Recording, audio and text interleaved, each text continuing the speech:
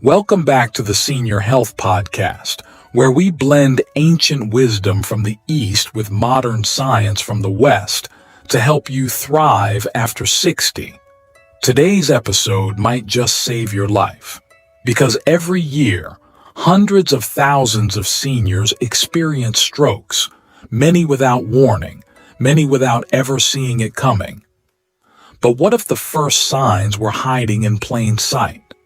And what if certain everyday morning habits, things you've done for years, were quietly tripling your stroke risk? Well, joining me again today is someone who's been sounding the alarm on this for decades.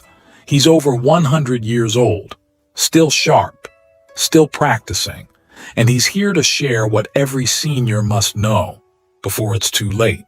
Dr. Hinohara, welcome back.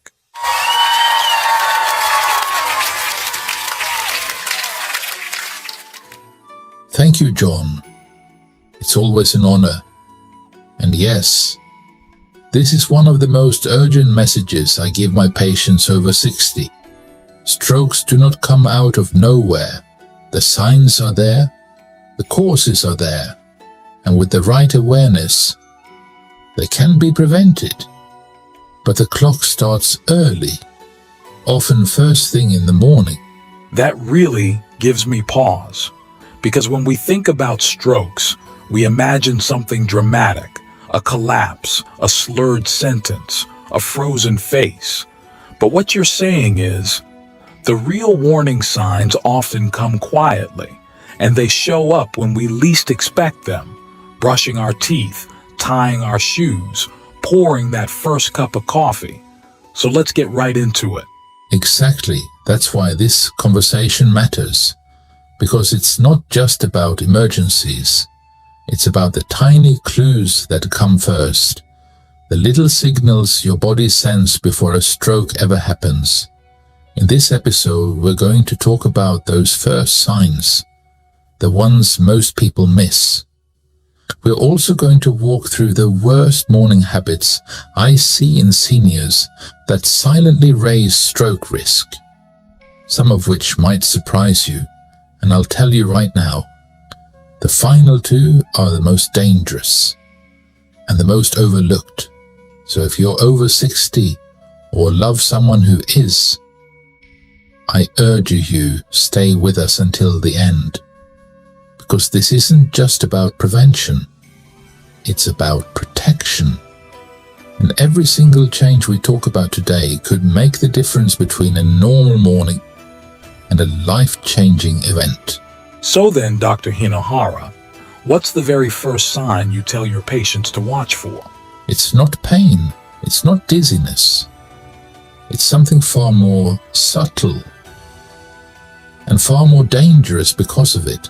The first real sign of a stroke for many seniors is a sudden shift in coordination. You reach for your toothbrush and your hand doesn't land where it should. You go to sip your tea, and it dribbles slightly.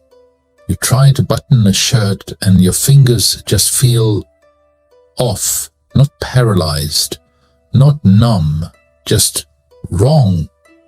These aren't dramatic symptoms. That's why they get ignored, but they are neurological.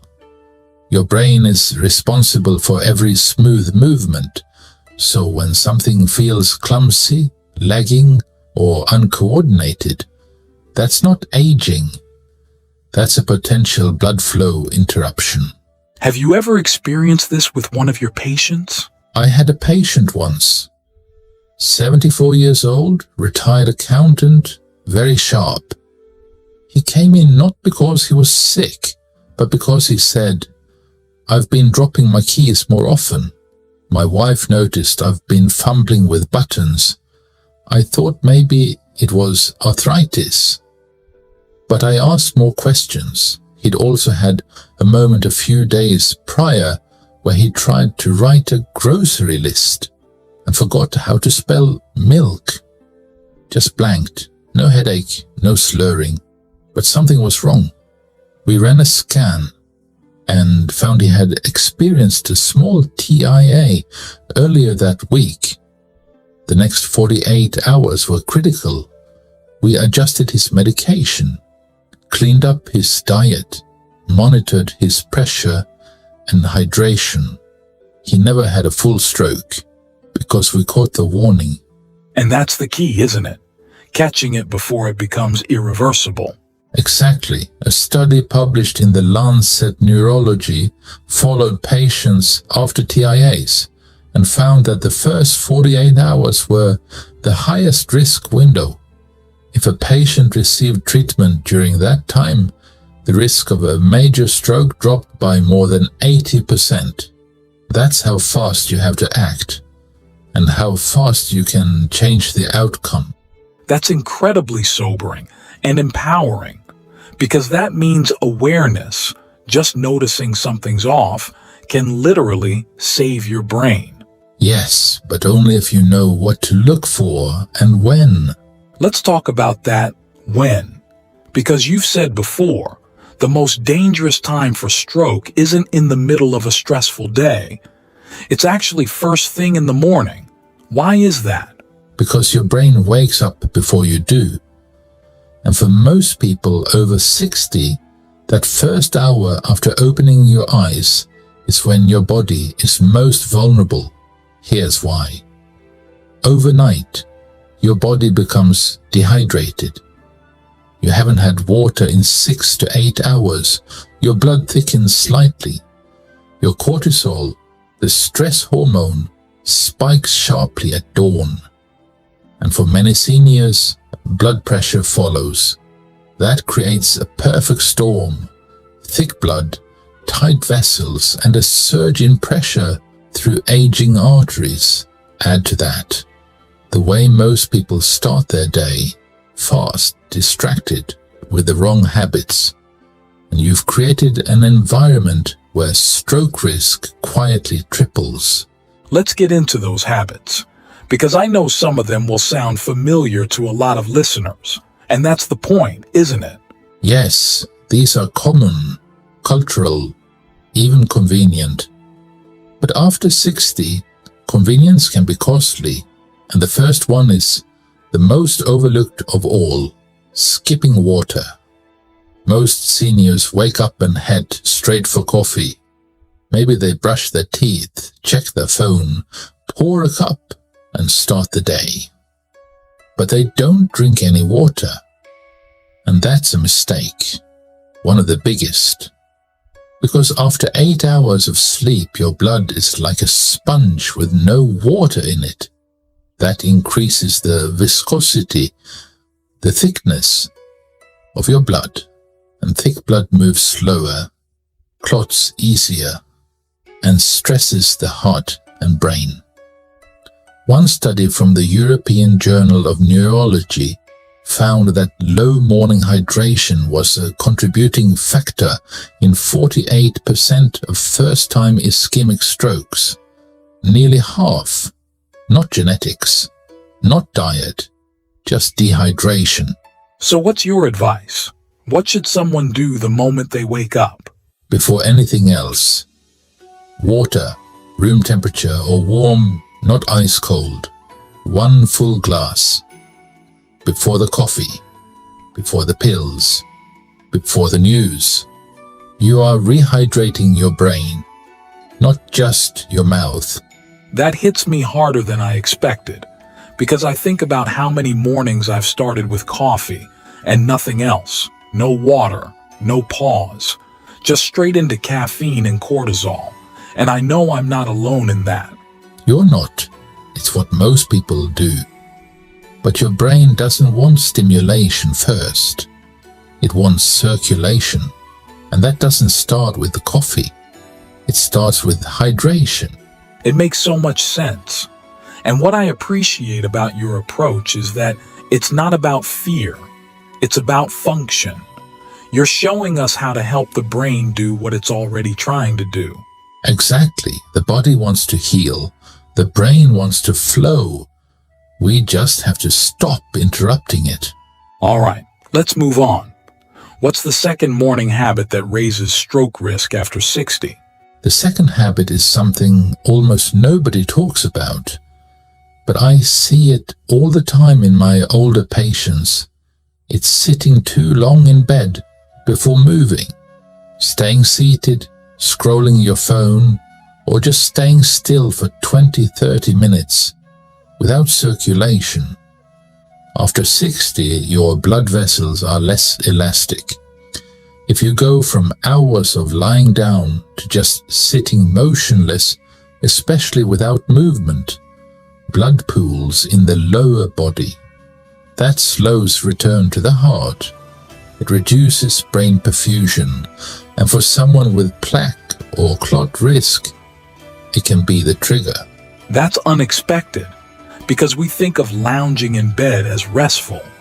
But what you're saying is, it's a vascular bottleneck? Exactly.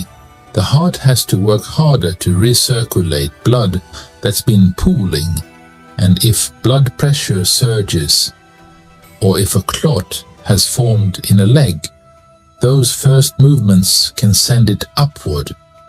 I've seen strokes happen in the bathroom because people went from lying to straining without a proper transition. So what's the safer alternative? Wake up slowly, but move early.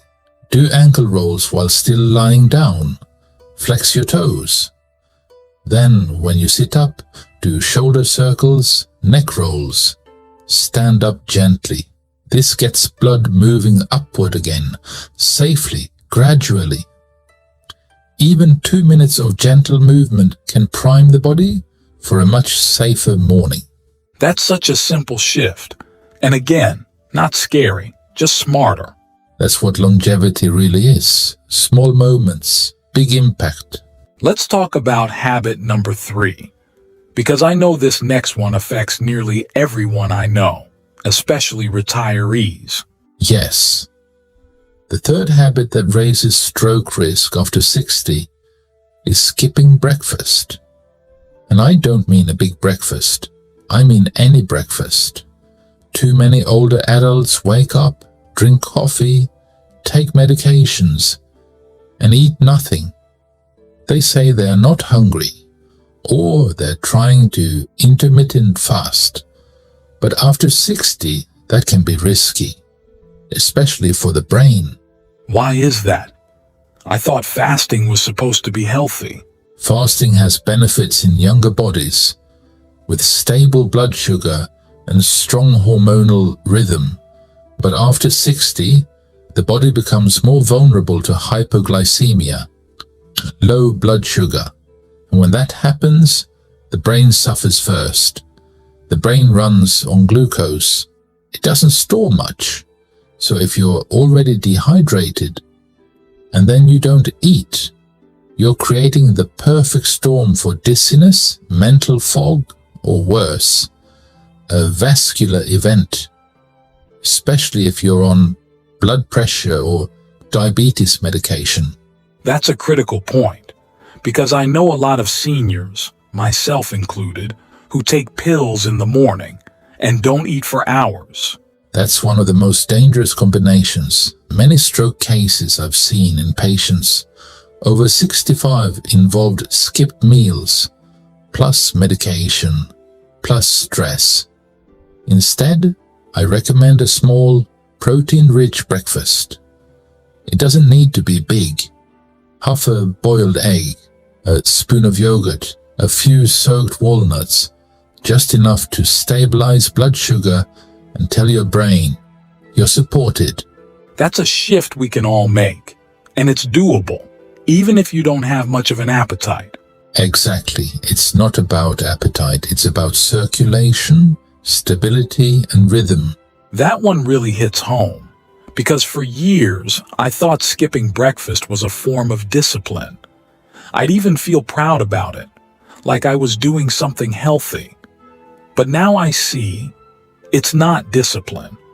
It's denying the brain exactly what it needs at the exact moment it needs it most. You are not alone, John. Many seniors, especially men, see breakfast as optional. But after 60, nothing is optional when it comes to circulation. And that brings us to habit number 4, rushing into stress. I can see in your face you are wondering what that means. Tell me. It means checking the news before your feet hit the floor, reading emails at the breakfast table, arguing with your spouse about the day's schedule before you've even had water. This is a problem because the brain, after sleep, is in a fragile state. It hasn't fully switched into cognitive gear yet. Your cortisol is already peaking. Your blood pressure is naturally rising. If you add mental strain to that moment, you amplify the physiological stress. A 2015 study published in the journal Stroke followed over 93,000 people for more than a decade. It found that individuals who experienced high psychological stress early in the day were significantly more likely to suffer a stroke, even when controlling for other risk factors like age, smoking, and blood pressure. And here's what's worse. The risk was highest in those over 60, and highest of all within the first 3 hours of waking. So when you wake up and reach for your phone, or dive into the day without creating space, you're stacking pressure on top of pressure in a body already on edge. Instead, create a buffer. 10 quiet minutes, stretching, a walk, even just sitting with your tea and being still. Give your brain a chance to stabilize before you load it with tasks. This is not luxury. It's neurological hygiene. That study you mentioned, that really shook me. Because I used to think stress was just emotional, something you felt, maybe vented and moved on from. But hearing that it physically primes the body for a stroke, especially first thing in the morning, that changes how I think about every notification, every headline, every rushed conversation. And now we've come to it, the one we've all been waiting for. You said at the start of this episode that the last habit might be the most dangerous of all and the most ignored. So let's talk about it. What is the fifth morning habit that quietly increases stroke risk and still flies under the radar for so many seniors? It's one word, but it's the foundation under all the others. Stillness, and not the peaceful kind. I'm talking about physical inactivity, waking up, and then spending the next hour or two sitting on the bed, at the table, on the couch. No real movement, no circulation, just stillness. That's something I think we're all guilty of, especially after retirement. You wake up, pour a cup of coffee, maybe read the paper. It feels normal. It even feels healthy, like you're easing into the day. But you're saying that stillness could actually be dangerous. Yes, especially after 60, because your blood is already more prone to clotting. Your veins don't push blood upward as easily, and without movement, the vascular system slows. The legs become pooling zones, and that's where most clots begin. We've seen this for years in hospital settings. Post-surgical patients who stay sedentary are at sharply increased risk for deep vein thrombosis. But what many people don't realize is that same risk applies to everyday seniors. You may not be in a hospital bed, but if you're seated for long stretches right after waking, your body can't tell the difference. That's sobering, because we associate danger with doing too much. But this is the opposite. It's the danger of doing nothing. Exactly. A study published in Circulation tracked over 8,000 adults over 60.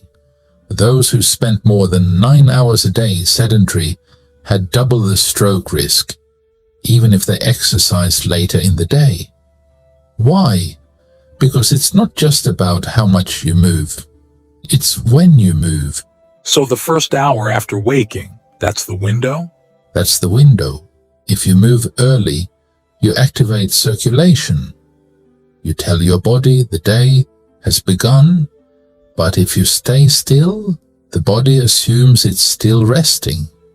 And that stagnation, even if it feels harmless, becomes one of the strongest predictors of stroke later in life. So what's the fix? Nothing extreme, no treadmill, no sweating, just 5 to 10 minutes of light mobility.